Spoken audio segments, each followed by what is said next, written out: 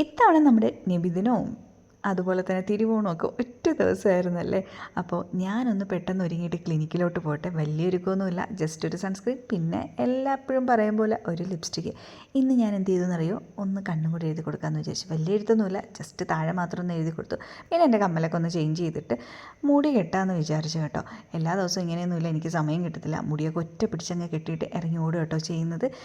ഇന്ന് ഞാൻ മുടിയൊന്ന് അഴിച്ചിട്ടേക്കാമെന്ന് വിചാരിച്ചു കേട്ടോ. അങ്ങനെ ഏകദേശം റെഡിയായി കഴിഞ്ഞു. ഈ ഇട്ടിരിക്കുന്ന ഡ്രസ്സ് ഉണ്ടല്ലോ, ഇത് ഞാൻ ആമസോണിൽ നിന്ന് വാങ്ങിച്ചത്. എനിക്ക് ഒരുപാട് ഇഷ്ടപ്പെട്ടു. അത്യാവശ്യം നല്ല ക്വാളിറ്റിയുള്ള അടിപൊളി ഒരു കുർത്ത സെറ്റായിട്ട് തോന്നി. അത്യാവശ്യം ലെങ്തി ആയിട്ടുള്ള ഷോളൊക്കെയാണ് കേട്ടോ. അങ്ങനെ ക്ലിനിക്കിൽ ചെന്നപ്പോഴാണ് മനസ്സിലായത് ഇന്ന് അവിടെ ഇല്ലയെന്ന്. അങ്ങനെ ഞാൻ റിട്ടേൺ തിരിച്ച് വീട്ടിലോട്ട് പോയി കുറേ നേരം റെസ്റ്റൊക്കെ എടുത്തു. പിന്നെയും ഒരുങ്ങി റെഡിയായിട്ട് സദ്യ കഴിക്കാൻ പോവാണ് കേട്ടോ. അപ്പോൾ ഇക്കടെ ഒരു ഫ്രണ്ടിൻ്റെ വീട്ടിലോട്ടാണ് കേട്ടോ നമ്മൾ പോകുന്നത്.